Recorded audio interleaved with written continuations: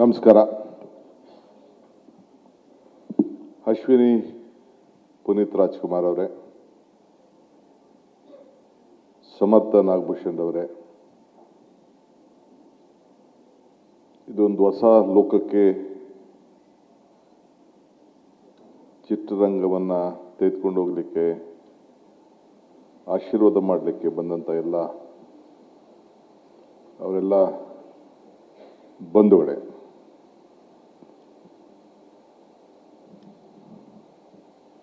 ಇದೊಂದು ವಿಶೇಷವಾದಂಥ ಚಿಂತನೆಗೆ ಸಮರ್ಥರವರು ಇವತ್ತಿನ ಕಾಲಘಟ್ಟಕ್ಕೆ ನಮ್ಮನ್ನೆಲ್ಲ ತೆಗೆದುಕೊಂಡು ಹೋಗ್ತಾ ಇದ್ದಾರೆ. ನಾನು ಒಂದು 2 ತಿಂಗಳ ಹಿಂದೆ ಟೆಕ್ ಸಮಿಟ್ ಪೂರ್ವಭಾವಿ ಸಿಇಒಗಳನ್ನ ನಾನು, ಮುಖ್ಯಮಂತ್ರಿಗಳು ಮತ್ತು ನಮ್ಮ ಪ್ರಿಯಾಂಕ್ ಖರ್ಗೆ ಅವರು ಆಹ್ವಾನಿಸಿದ್ದು. ಇಡೀ ನಮ್ಮ ಭಾರತ ದೇಶದ ಒಂದು 500 ಜನ ಸಿಇಒಗಳು ಬೆಂಗಳೂರಿಗೆ ಬಂದಿದ್ದರು. ಅಲ್ಲಿ ಮಾತಾಡಬೇಕಾದ್ರೆ ಗೋಪಾಲ್ ಕೃಷ್ಣರವರು ನನ್ನ ಹತ್ರ ಈಗ ನವೆಂಬರ್ 10, 18, 19, 20 ಬೆಂಗಳೂರು ನಗರದಲ್ಲಿ ಒಂದು ದೊಡ್ಡ ಟೆಕ್ ಸಮಿಟ್ ಇದೆ. ಬಹುಶಃ ಅಮೆರಿಕ ಬಿಟ್ಟರೆ ಇಲ್ಲೇ ಅಂತ ಟೆಕ್ ಸಮಿಟ್ ಆಗ್ತಾ ಇದೆ. ಆಗ ಮಾತಾಡ್ಬೇಕಾದ್ರೆ ಅವ್ರು ಹೇಳಿದ್ರು, ಡಿ.ಕೆ. ಇದೊಂದು ದೊಡ್ಡ ಪ್ರಾರಂಭ ಮಾಡಿದ್ದೀರಿ, ಮುಂದಕ್ಕೆ ಈ ಜಗತ್ತಲ್ಲಿ ಉಳ್ಕೊಳ್ಳೋದು ಒಂದೇ ಒಂದು ವಿಚಾರ, ಕಂಪ್ಯೂಟರ್ ಬಂದಾಗ ಉದ್ಯೋಗ ಹೋಗ್ತದೆ ಅಂತೇಳಿ ಬಾಯಿ ಬಂದಾಗೆ ಬೈತಾ ಇದ್ರು. ಈಗ ಮೊಬೈಲ್ ಬಂತು, ಬೇರೆ ಬೇರೆ ಎಲ್ಲ ಹೊಸ ಅದೆಲ್ಲ ಬಂದ್ಬಿಟ್ಟಿದೆ. ಈಗ next AI is the future. So ಎಲ್ಲ ನಮ್ಮಲ್ಲಿ ಬೆಂಗಳೂರು ನಗರದಲ್ಲಿ 25 ಲಕ್ಷ ಇಂಜಿನಿಯರ್ಸ್ ಇದ್ದಾರೆ, ಕಂಪ್ಯೂಟರ್ ಇಂಜಿನಿಯರ್ಸು. ಅದರಲ್ಲಿ ಸುಮಾರು 2 ಲಕ್ಷ ಜನ ಫಾರಿನರ್ಸ್ ಬಂದು ಇಲ್ಲಿ ಕೆಲಸ ಮಾಡ್ತಾ ಇದ್ದಾರೆ. ಎಲ್ಲರೂ ಕೂಡ ಆಟೋಮೆಟಿಕ್ ಆಗಿ ಆರ್ಟಿಫಿಷಿಯಲ್ ಇಂಟೆಲಿಜೆನ್ಸಲ್ಲಿ ಕನ್ವರ್ಟ್ ಆಗೋಂಥ ಒಂದು ಪರಿಸ್ಥಿತಿ ನಿರ್ಮಾಣ ಆಗ್ತಿದೆ ಅಂತೇಳಿ ನಮ್ಮ ಇನ್ಫೋಸಿಸ್ನ ಮುಖ್ಯಸ್ಥರಾಗಿದ್ದಂಥ ಗೋಪಾಲ್ ಕೃಷ್ಣರವರು ನನ್ನ ಹತ್ರ ಹಂಚ್ಕೊಂಡ್ರು. ಇದು ನನ್ನ ತಲೆಯಲ್ಲಿತ್ತು. ಸಮರ್ಥ ಅವರವರು ಮತ್ತು ಅಶ್ವಿನಿಯವರು ಬಂದು ನನಗೆ ಈ ವಿಚಾರ ತಿಳಿಸಿದಾಗ ಭಾಳ ಸಂತೋಷದಿಂದ ತಕ್ಷಣ ನನಗೆ ಅಲ್ಲಿ ಕನೆಕ್ಟ್ ಆಯಿತು. ನೆಕ್ಸ್ಟ್ ನವೆಂಬರ್ 19ಕ್ಕೆ, 20ಕ್ಕೆ, 18ಕ್ಕೆ ಈ ಕಾರ್ಯಕ್ರಮ ಬೆಂಗಳೂರಲ್ಲಿ ಇಟ್ಕೊಂಡಿದ್ದೇವೆ. ಇವ್ರು ಹೇಳ್ತಾ ಇರೋದು ನೋಡಿದ್ರೆ ಇದರಲ್ಲೇನೋ ಅರ್ಥ ಇದೆ ಅಂತೇಳಿ 2ನೇ ಮಾತಾಡದೆ ನಾನು ಬರ್ತೀನಿ ಅಂತ ಹೇಳಿ ಒಪ್ಕೊಂಡು ಇಲ್ಲಿ ಬಂದು ಈ ಜ್ಯೋತಿನ ಬೆಳೆಸಿದ್ದೇನೆ. ಶುಭಂ ಕರೋತಿ ಕಲ್ಯಾಣಂ ಆರೋಗ್ಯಂ ಧನ ಸಂಪದಂ ಜ್ಞಾನಶಕ್ತಿ ಸ್ವರೂಪಸ್ಯ ದೀಪ ಜ್ಯೋತಿ ಪ್ರಕಾಶಿತಂ. ತಮ್ಮೆಲ್ಲರೂ ಕೂಡ ಮಂಗಳವಾಗಲಿ, ಶುಭವಾಗಲಿ. ಏನು ಅಪ್ಪು ಕತ್ತಲೆಗೆ ಹೋಗಿದ್ದಾನೆ, ಇದ್ರ ಮುಖಾಂತರ ಬೆಳಕಿಗೆ ಬರ್ತಾನೆ ಅನ್ನೋ ಒಂದು ಆತ್ಮವಿಶ್ವಾಸದಿಂದ ಬಂದು ಈ ಜ್ಯೋತಿಯನ್ನು ನಾನಿವತ್ತು ಇಲ್ಲಿ ಬೆಳೆಸಿದ್ದೇನೆ. ನಾನಾಗಾಗ ಒಂದು ಮಾತು ಹೇಳ್ತಾ ಇರ್ತೀನಿ, ಮನುಷ್ಯನ ಹುಟ್ಟು ಆಕಸ್ಮಿಕವಾದ್ದು, ಸಾವು ಅನಿವಾರ್ಯ, ಜನನ ಉಚಿತ, ಮರಣ ಖಚಿತ ಅಂತ. ಈ ಹುಟ್ಟು ಸಾವಿನ ಮಧ್ಯದಲ್ಲಿ ನಾವು ಏನು ಮಾಡ್ತೀವಿ ಅಂತ ಬಹಳ ಮುಖ್ಯವಾದಂಥ ವಿಚಾರ. ಮರಕ್ಕೆ ಬೇರು ಎಷ್ಟು ಮುಖ್ಯನೋ ಮನುಷ್ಯನಿಗೆ ನಂಬಿಕೆ ಕೂಡ ಅಷ್ಟೇ ಮುಖ್ಯ. ಅಶ್ವಿನಿರವ್ರು ಹೇಳ್ದಂಗೆ ಹೊಸ ಯುಗಕ್ಕೆ ಹೊಸ ವಿಚಾರವನ್ನು ತೆಗೆದುಕೊಂಡು ಹೋಗಬೇಕು. ನಾನು ಬೆಳೆದು ಬಂದಂಥ ಆದಿನ ಬಲಿಷ್ಠವಾಗಿ ಬೆಳೆಸಬೇಕು ಅನ್ನೋದು ಏನು ಪುನೀತ್ ಅವ್ರಿಗೆ ಒಂದು ದೃಢವಾದಂಥ ನಂಬಿಕೆ, ಸಂಕಲ್ಪ ಇತ್ತು. ಅದಕ್ಕೆ ಇವತ್ತು ಏನು ಈ ಹ್ಯಾಪ್ ಮಾಡಿದ್ದಾರೆ. ಅವರು ಒಂದು ಮಾತು ಹೇಳಿದ್ರು, ಬಹುಶಃ ಎಷ್ಟು ಜನಕ್ಕೆ ಅರ್ಥ ಆಯಿತು ಅನ್ನೋ ಗೊತ್ತಿಲ್ಲ ನನಗೆ. ಈ ಸ್ಯಾಂಡಲ್ವುಡ್ ಚಿತ್ರರಂಗದ ಲೋಕದಲ್ಲಿರೋಂಥ ಎಲ್ಲರಿಗೂ ಕೂಡ ಒಂದು ಜಾಗ ಅಂದರೆ, ನಾನು ಮುಂದಕ್ಕೆ ಏನಾದ್ರು ನಾನು ಆ್ಯಕ್ಟ್ ಮಾಡಬೇಕು ಅಂತ ಇದ್ದರೆ ನಾನಿಲ್ಲಿ ನನ್ನ ಇನ್ಫಾರ್ಮೇಷನ್ನ ನಾನು ರೆಡಿ ಇದ್ದೀನಿ ಆ್ಯಕ್ಟ್ ಮಾಡಲಿಕ್ಕೆ ಅಂತ ನಾನು ಒಪ್ಕೊಳ್ಬೋದು ಅಲ್ವಾ, ಇಲ್ಲಿ ಮಾಡ್ಬೋದು. ಸೊ ನಿಮ್ಗೆ ಇಷ್ಟ ಆಯಿತು ಅಂದರೆ ನನ್ನ ಪಿಕಪ್ ಮಾಡ್ಬೋದು, ಕರಿಬೋದು, ನನ್ನ ಬನ್ನಿ ಡಿ ಕೆ ಅವರೇ ಬನ್ನಿ ಆ್ಯಕ್ಟ್ ಮಾಡಿ ಅಂತ ಅಂದ್ಬಿಟ್ಟು ಕರಿಬೋದು. ನಾನು ಸಂಗೀತ ಕಟ್ಟಿ ನೀನು ಆಡ್ಬೇಕಾದ್ರೂ ನೆಕ್ಸ್ಟ್ ಇಲ್ಲಿಗೆ ಬಂದು ಹೇಳ್ಬೋದು ನಾನು ರೆಡಿ ಇದ್ದೀನಿ, ಯಾವ್ದಾದ್ರು ಆಡ್ತೀನಿ ಅಂತೇಳಿ ಸಂಗೀತ ಕಟ್ಟಿನೂ ಇಲ್ಲಿ ಆ್ಯಕ್ಟ್ ಮಾಡ್ಬೋದು. ಅಂದರೆ ಯಾರು ಎಲ್ಲಿ ಹುಡಿಕೊಂಡು ಹೋಗುವಂಥ ಸಂದರ್ಭ ಇಲ್ಲ. ಇವತ್ತಿನ ಜಗತ್ತಿನಲ್ಲಿ ಎಲ್ಲ ಕೂಡ ಈ ಆ್ಯಪ್ನಲ್ಲಿ ನನಗೂ ಭಾಳ ಜನ ಬೇರೆ ಬೇರೆ ರಾಜ್ಯದ ಅನೇಕ ಈ ಚಿತ್ರರಂಗದವರೆಲ್ಲ ಪರಿಚಯ ಇದ್ದಾರೆ. ಈ ರೀತಿ ಯಾರು ಆಲೋಚನೆ ಮಾಡಿರಲಿಲ್ಲ. ಈ ಆಲೋಚನೆಯನ್ನು ಸಮರ್ಥವರು ಮಾಡಿ ಅದು ನನ್ನ ಸ್ನೇಹಿತನ ಹೆಸರಿನಲ್ಲೇ ಇದನ್ನು ಮಾಡಿರೋದು. ಪುರಂದರದಾಸರು ಒಂದು ಕಡೆ ಒಂದು ಮಾತು ಹೇಳ್ತಾರೆ, ಇದು ಭಾಗ್ಯ ಇದು ಭಾಗ್ಯ ಇದು ಭಾಗ್ಯವಯ್ಯ ಪದುಮನಾಭನ ಪಾದ ಭಜನೆ ಪರಮ ಸುಖವಯ್ಯ ಅಂತೇಳಿ. ಹಂಗೆ ಬಂದು ನಾನು ಅಪ್ಪು ಆ್ಯಪ್ನ ಉದ್ಘಾಟನೆ ಮಾಡಿ ಇದನ್ನು ಪ್ರಾರಂಭ ಮಾಡಿರೋದೇ ಇದು ನನ್ನ ಭಾಗ್ಯ ನನ್ನ ಭಾಗ್ಯ ನನ್ನ ಭಾಗ್ಯ ಅಂತೇಳಿ ನಾನು ಭಾವಿಸ್ಕೊಂಡಿದ್ದೇನೆ. ಹುಟ್ಟು ಸದ್ದಿಲ್ಲದೆ ಆಗ್ತದೆ. ಒಂದು ಮಗು ಹುಟ್ಟಬೇಕಾದ್ರೆ ಮಗು ಅಳ್ತಾ ಇರ್ತದೆ, ಸಮಾಜ ನಗ್ತಾ ಇರ್ತಾರೆ, ಖುಷಿ ಪಡ್ತಾ ಇರ್ತಾರೆ. ಸೊಸೈಟಿಗೆ ನಮ್ಮ ಏನು ಒಂದು ನಾವೆಲ್ಲ ಆಸೆಯಿಂದ ಇದ್ದೋ ಆ ಒಂದು ಮಗು ಬಂತು ಸಮಾಜಕ್ಕೆ, ನಮ್ಮ ಕುಟುಂಬ ಬೆಳೀತು ಅಂತೇಳಿ ಇಡೀ ಸಮಾಜ ಕುಟುಂಬ ಎಲ್ಲ ಸಂತೋಷ ಪಡ್ತದೆ. ಅದೇ ಮಗು ಸಾಧನೆ ಮಾಡಿದ ಮೇಲೆ ಆದರ್ಶದಲ್ಲಿ ಬದುಕಿ ಸಾಧನೆಯನ್ನು ಮಾಡಿದಂಥ ಸಂದರ್ಭದಲ್ಲಿ ಎಲ್ಲರೂ ಕೂಡ ನಾವು ಈಗ ನೋಡಿದ್ದು ಚಿತ್ರದಲ್ಲಿ ಅಪ್ಪು ಸತ್ತಾಗ ಅಪ್ಪು ತನ್ನ ಕೊನೆ ಉಸಿರು ಎಳೆದ ನಂತರ ಸೇರಿದಂಥ ಜನಸಾಗರ, ಆ ನೋವು ನಲಿವು ನೆನಪು ಇವತ್ತು ಕೂಡ ಎಷ್ಟು ಅಭಿಮಾನಿಗಳು ಅವರ ಜೊತೆ ಉಳ್ಕೊಂಡಿದ್ದಾರೆ, ಎಷ್ಟು ಜನ ಹಚ್ಚಾಕೊಂಡಿದ್ದಾರೆ, ಎಷ್ಟು ಜನ ವಿಗ್ರಹಗಳನ್ನು ಮಾಡಿಟ್ಟಿದ್ದಾರೆ, ಎಷ್ಟು ಜನ ಇವತ್ತು ಕೂಡ ಹೆಸರುಗಳನ್ನ ಇಟ್ಕೊಂಡಿದ್ದಾರೆ. ಕೊನೆಗೆ ನಾವು ಕೂಡ ಸರ್ಕಾರದವರು ನಾನು ಅವ್ರನ್ನ ಬಲ್ಬನ್ನು LED ಬಲ್ಬ್ ಕರ್ನಾಟಕ ಸರ್ಕಾರಕ್ಕೆ ಹೊಸದಾಗಿ ಇಂಟ್ರೊಡ್ಯೂಸ್ ಮಾಡಿದಾಗ ಬೀದಿ ದೀಪಗಳಿಗೆ ಮನೆಗಳಿಗೆ ಕೊಡಬೇಕು ಅಂತ ಹೇಳಿ ಹೊರಟಾಗ ನನಗೆ ಬಂದಿದ್ದೆ ಅಪ್ಪುರವ್ರ ಕೈಲಿ ಇದನ್ನು ಮಾಡಿಸ್ಬೇಕು ಅಂತೇಳಿ ಮೈಸೂರಲ್ಲಿ ನಾನು ಇದನ್ನು ಪ್ರಾರಂಭ ಮಾಡಿಸಿದೆ, ಹಿಂದೆ ಪವರ್ ಮಿನಿಸ್ಟರ್ ಆಗಿದ್ದಾಗ. ಸೊ ಹಂಗೆ ಇವತ್ತು ಪ್ರತಿಯೊಬ್ಬರು ಕೂಡ ಆ ಮನೆಗಳಲ್ಲಿ ಇವತ್ತು ಆತ್ಮಧೈರ್ಯವನ್ನು ತುಂಬಲಿಕ್ಕೆ ಅವ್ರು ನಡೆದಂಥ ದಾರಿ ಇವೆಲ್ಲ ಕೂಡ ಗಮನದಲ್ಲಿ ಇಟ್ಕೊಂಡ್ರೆ ಒಂದು ದೊಡ್ಡ ಹೆಸರು ಅವರ ಹೆಸರಿನಲ್ಲಿ ಅವರ ಉಸಿರಿನಲ್ಲಿ ಏನು ಹೆಸರಿತ್ತು ಅದನ್ನು ಖಂಡಿತ ಈ ಆ್ಯಪ್ ಮುಖಾಂತರ ಒಂದು ಬದಲಾವಣೆ, ಹೊಸ ಲೋಕಕ್ಕೆ ಒಂದು ದೊಡ್ಡ ಶಕ್ತಿ ಸಿಕ್ಕಂಗೆ ಆಗ್ತದೆ ಅಂತೇಳಿ ನಾನು ಭಾವಿಸ್ಕೊಂಡಿದ್ದೇನೆ. ಇವತ್ತು ಸಮರ್ಥ ಅವರು ಅನೇಕ ವಿಚಾರಗಳನ್ನು ಹಂಚಿಕೊಂಡ್ರು, ಅವರ ಭಾವನೆಗಳನ್ನು ತಿಳಿಸಿದ್ರು. ಯಾವ ಲೋಕಕ್ಕೆ ಹೋಗ್ತದೆ ಅಂತೇಳಿ ನನಗಂತೂ ಸಂಪೂರ್ಣವಾಗಿ ನಂಬಿಕೆ ಇದೆ. ಯಾಕೆಂದರೆ ಜಗತ್ತು ಯಾವ ರೀತಿ ಹೋಗ್ತಾ ಇದೆ ಅಂದರೆ ನನಗಂತೂ ಇವತ್ತು ಕಂಪ್ಯೂಟರ್ ಆನ್ ಮಾಡೋಕ್ಕೆ ಫೋನ್ ಆನ್ ಮಾಡೋದು ಮೆಸೇಜ್ ಕಳಿಸೋದು ಬಿಟ್ಟರೆ ನಾನು ಅದಕ್ಕೆ ಪ್ರಯೋಗಕ್ಕೆ ಹೋಗಲಿಲ್ಲ. ನನ್ನ ಕಾಲದಲ್ಲಿ ಅದು ಇರಲಿಲ್ಲ.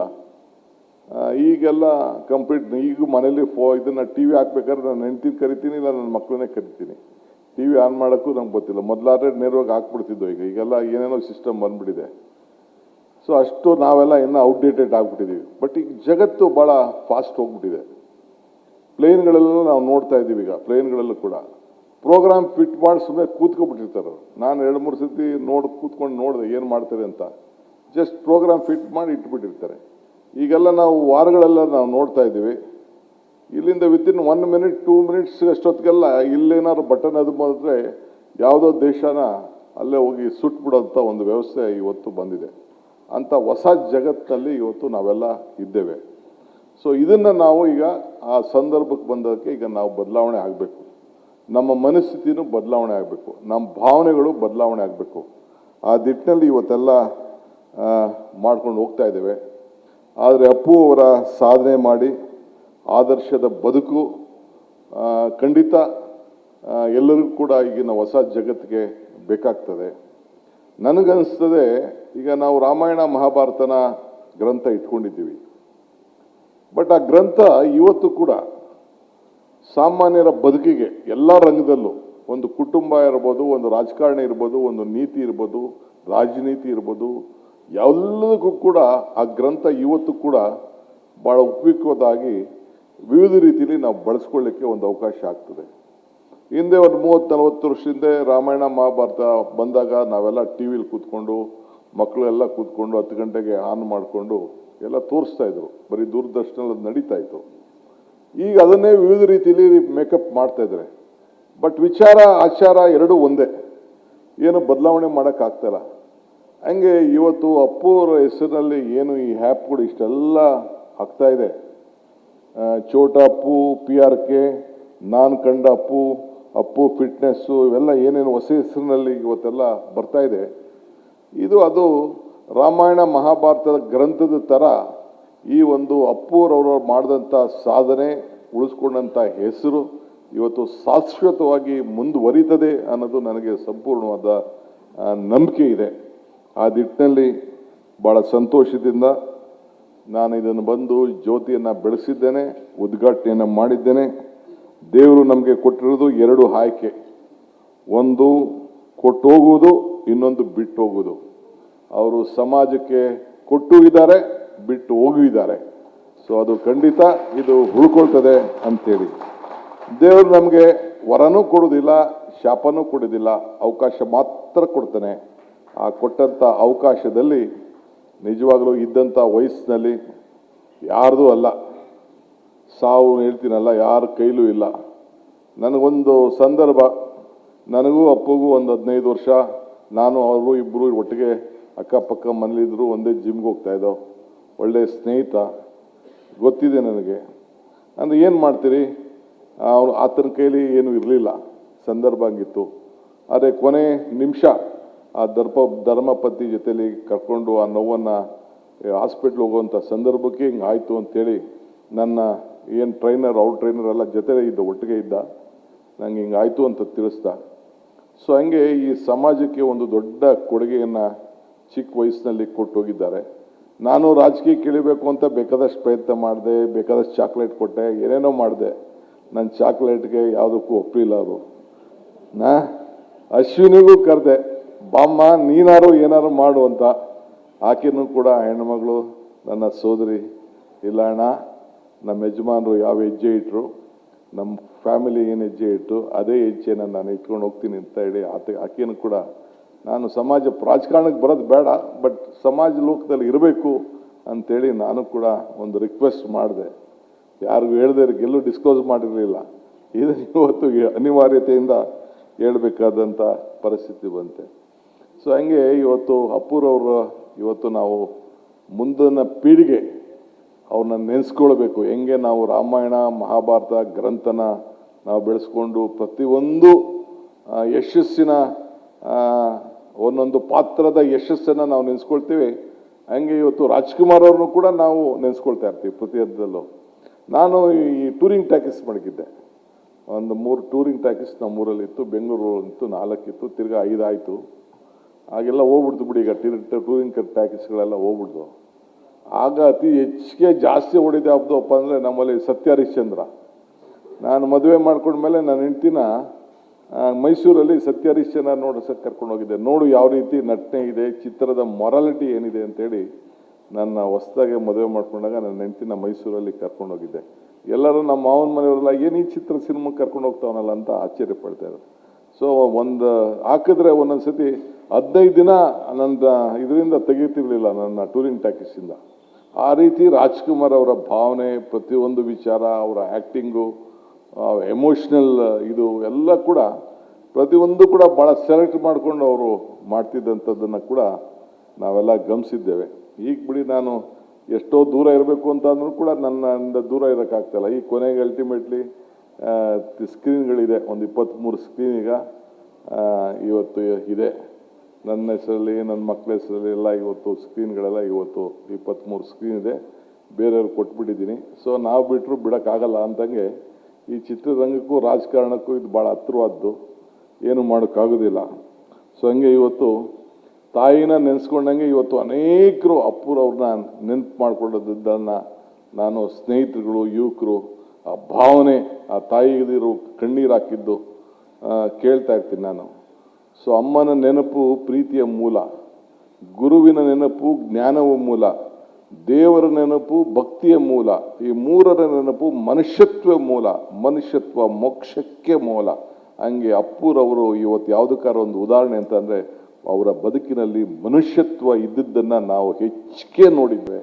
ಯಾವುದೂ ಕೂಡ ಆಸೆ ಪಡದೆ ತನ್ನ ಕೆಲಸ ಎಷ್ಟೋ ಅಷ್ಟು ಬಿಟ್ಬಿಟ್ಟು ಯಾವುದೂ ಕೂಡ ಡಿವೇಟ್ ಮಾಡ್ಕೊಂಡು ಇಲ್ಲದೆ ಎಲ್ಲ ಹೃದಯವನ್ನು ಗೆದ್ದಿದ್ದಾರೆ. ಮಹಾತ್ಮ ಗಾಂಧೀಜಿ ಒಂದು ಕಡೆ ಒಂದು ಮಾತು ಹೇಳ್ತಾರೆ, if you want to control yourself use your brain, if you want to control others use your heart ಅನ್ನಂಗೆ ಅವರ ಹೃದಯದಿಂದ, ಆ ಹೃದಯ ಶ್ರೀಮಂತಿಕೆಯಿಂದ ಹೃದಯದಲ್ಲೇ ಇಷ್ಟು ದೊಡ್ಡ ಸಮುದಾಯವನ್ನು ಅವರು ಗಳಿಸಿದ್ರು. ಅದನ್ನು ಇವತ್ತು ಮುಂದಕ್ಕೆ ತೆಗೆದುಕೊಂಡು ಹೋಗಲಿಕ್ಕೆ ಈ ಒಂದು PRK ಆ್ಯಪ್ ಪ್ರಾರಂಭವನ್ನು ಮಾಡಿದೆ. ಇದು ಮುಂದುವರಿಲಿ, ನನಗೆ ಭಾಳ ಸಂತೋಷ ಆಯಿತು. ಬೇರೆ ಯಾವುದೇ ಸಂದರ್ಭದಲ್ಲಿ ಕರ್ನಾಟಕ ಸರ್ಕಾರದಿಂದ, ಈ DK ಶಿವಕುಮಾರಿಂದ ನಿಮ್ಗೇನಾದ್ರು ಇನ್ನೂ ಒಳ್ಳೆಯದಾಗಲಿ. ನಾನು ಈ ಒಂದು ಕುಟುಂಬದ ಒಬ್ಬ ಸದಸ್ಯನಾಗಿ, ನಾನು ಡೆಪ್ಟಿ CM ಅಂತ ಇಲ್ಲಿಗೆ ಬರಲಿಲ್ಲ, ನಾನು ಒಬ್ಬ ಈ ಕುಟುಂಬದ ಒಬ್ಬ ಸದಸ್ಯ. ನಾನು, ನನ್ನ ಸೋದರಿ ಮತ್ತು ಇವರು ಸಮರ್ಥ ಅವರು ಇದಕ್ಕೆ ಕೈ ಇಟ್ಟಿದ್ದಾರೆ. ಇದು ಶುಭ ಆಗಲಿ ಅಂತೇಳಿ ಭಾಳ ಸಂತೋಷದಿಂದ ಈ ಜ್ಯೋತಿಯನ್ನು ಇವತ್ತು ಬೆಳೆಸಿ ಉದ್ಘಾಟನೆಯನ್ನು ಮಾಡಿದ್ದೇನೆ. ಬೇರೆ ಮಾತಾಡ್ಕೊಂಡು ಹೋದರೆ ಗಂಟೆಗಟ್ಟಲೆ ನಾವು ಮಾತಾಡ್ತೀವಿ, ಇಲ್ಲಿಗೆ ಸಾಕು. ಭಾಳ ಸಂತೋಷ, ಒಳ್ಳೆ ಕೆಲಸ ಮಾಡಿದ್ದಾರೆ ಸಮರ್ಥ ಅವರೇ. Next generation artificial intelligence will take up a very big leap. ನನಗೆ ಇದ್ರ ಬಗ್ಗೆ ಅರಿವಿದೆ. Though I am not an educated man, much educated, but experience makes man perfect ಅನ್ನಂಗೆ ನನಗೂ ಒಂದು ದೊಡ್ಡ ಅನುಭವ ಇದೆ. ಇವತ್ತು ಟೆಕ್ನಾಲಜಿ, ಇವತ್ತು ಪರಿಸ್ಥಿತಿ ಹಂಗಿದೆ. ಮುಂದಕ್ಕೆ ಜನ್ರೇಷನ್ಗೆ technology will take everyone. So ಹಂಗೆ ಇವತ್ತು ಪ್ರತಿಯೊಂದು ಆರ್ಟಿಫಿಷಿಯಲ್ ಇಂಟೆಲಿಜೆನ್ಸಲ್ಲೇ ತಾವೆಲ್ಲ ತೋರಿಸಿದ್ದೀರಿ. ಪ್ರತಿಯೊಬ್ಬರು ಕೂಡ ನಾವು ಕನ್ವರ್ಟ್ ಆಗಬೇಕಾಗಿದೆ. ನೀವಿಲ್ಲ ಅಂದರೂ ಪ್ರತಿಯೊಬ್ಬರು ಕೂಡ ಕನ್ವರ್ಟ್ ಆಗಿದೆ. ನನಗೆ ಗೊತ್ತಿರಲಿಲ್ಲ, ಮೊನ್ನೆ ನಾನು ಯಾವುದೋ ನನ್ನ PA ಫೋನ್ ಮಾಡಿಬಿಟ್ಟು ನನ್ನ ಭಾಷಣದ ಬಗ್ಗೆ ಕೇಳ್ತಿದ್ದೆ, ನನ್ನ ಭಾಷಣ ಕಳಿಸಿದ್ದ. ನನ್ನ ಮಗಳು ಬೈದ್ಲು, ನಿನ್ನ ಭಾಷಣ ಹಾಕಪ್ಪ, ಇಲ್ಲೇ ಚಾಟಿಪಿಟಿ ಹಾಕು, ಇಲ್ಲೇ ಬರ್ತದೆ ಅಂತ ಅಂದ್ಬಿಟ್ಟು ಒಂದೇ ನಿಮಿಷಕ್ಕೆ ಹಾಕಿ ತೋರಿಸೋದು, ನಿನ್ನ PA ಹಾಕಬೇಕು ಅಂತ. ಸೊ ಆ ಜನ್ರೇಷನಲ್ಲಿ ಇವತ್ತು ನಾವೆಲ್ಲ ಇದ್ದೇವೆ. ಸೊ ಮಕ್ಕಳು ಇದನ್ನು ಮುಂದುವರ್ಸ್ಕೊಂಡು ಹೋಗ್ತಾರೆ. ಚೆನ್ನಾಗಿ ಇವತ್ತು ಬೆಳೆಸಿದ್ದೀರಿ, ಒಳ್ಳೆಯದಾಗಲಿ. ಇನ್ನು ಮುಂದಕ್ಕೆ ಇದೊಂದು ದೊಡ್ಡ, ಎಲ್ಲರಿಗೂ ಕೂಡ ಭೀಮನ ಹೆಂಗೆ ತೋರಿಸ್ತಾರೋ, ಅರ್ಜುನನ ಹೆಂಗೆ ತೋರಿಸ್ತಾರೋ, ರಾಮನ ಯಾವ ರೀತಿ ತೋರಿಸ್ತಾರೋ, ವಿವಿಧ ರೀತಿಯಲ್ಲಿ ವರ್ಣನೆ ಮಾಡ್ತಾರಲ್ಲ, ಹಂಗೆ ಪ್ರತಿಯೊಂದು ಕೂಡ ಚಿಕ್ಕ ಬಾಲ್ಯ ಪುನೀತು ಕೊನೆಯ ಉಸಿರು ಒಳಗೂ ಕೂಡ ಯಾವ ರೀತಿ, ಮತ್ತು ಅವ್ರ ಜೊತೆಗೆ ಅವರ ತಂದೆ ಯಾವ ರೀತಿ ಇದನ್ನು ನಡೆಸ್ಕೊಂಡು ಬಂದರು ಅನ್ನೋದನ್ನು ತಾವು ತೋರಿಸ್ತಾರೆ. ನಾನು ಒಂದೇ ಅಸೆಂಬ್ಲಿಲಿ ಯಾವ ಒಂದು ಮಾತು ಹೇಳಿದೆ, ಯಶಸ್ಸು ಬರಬೇಕಾದ್ರೆ ಧರ್ಮರಾಯನ ಧರ್ಮತ್ವ ಇರಬೇಕಂತೆ, ದಾನಶೂರನ ಕರ್ಣನ ದಾನತ್ವ ಇರಬೇಕಂತೆ, ಅರ್ಜುನನ ಗುರಿ ಇರಬೇಕಂತೆ, ಭೀಮನ ಬಲ ಇರಬೇಕಂತೆ, ವಿದುರನ ನೀತಿ ಇರಬೇಕಂತೆ, ಕೃಷ್ಣನ ತಂತ್ರ ಇರಬೇಕಂತೆ. ಆಗ ಯಶಸ್ಸು ಕಾಣಲಿಕ್ಕೆ ಸಾಧ್ಯ. ಹಂಗೆ ಪ್ರತಿಯೊಂದು ವ್ಯಕ್ತಿತ್ವದಲ್ಲೂ ಕೂಡ ಈ ಕುಟುಂಬ, ರಾಜ್ಕುಮಾರ್ ಅವರ ಕುಟುಂಬ ಪ್ರತಿಯೊಬ್ಬ ಸಂದರ್ಭದಲ್ಲೂ ಕೂಡ ಒಂದೊಂದು ಪಾತ್ರ ಅಷ್ಟು ಅಚ್ಚುಕಟ್ಟಾಗಿ ಮಾಡಿ ಇವತ್ತು ಇಡೀ ರಾಜ್ಯಕ್ಕೆ ಒಂದು ದೊಡ್ಡ ಹೆಸರನ್ನ ಪಡ್ಕೊಂಡು ಯಶಸ್ಸಾಗಿ ಭಾಳ ಅಜಾಮರವಾಗಿ ಅವರ ಹೆಸರು ಶಾಶ್ವತವಾಗಿ ಉಳಿಯೋ ರೀತಿಯಲ್ಲಿ ಈ ಒಂದು ಸಮಾಜಕ್ಕೆ ಒಂದು ದೊಡ್ಡ ಸ್ಯಾಂಡ್ಲ್ವುಡ್ಗೆಲ್ಲ ಕನ್ನಡ ಲೋಕಕ್ಕೆ ಒಂದು ಕೊಟ್ಟಿದ್ದಾರೆ. ಭಗವಂತ ಅವ್ರಿಗೆ ಒಳ್ಳೇದು ಮಾಡಲಿ. ಇದನ್ನು ಅವರ ಹೆಸರು ಶಾಶ್ವತವಾಗಿ ಅಜಾಮರವಾಗಿ ಇರಲಿ ಅಂತೇಳಿ ಪ್ರಾರ್ಥಿಸಿ ನನ್ನ 2 ಚಿಕ್ಕ 4 ಮಾತನ್ನು ಮುಗಿಸ್ತೇನೆ. ನಮಸ್ಕಾರ.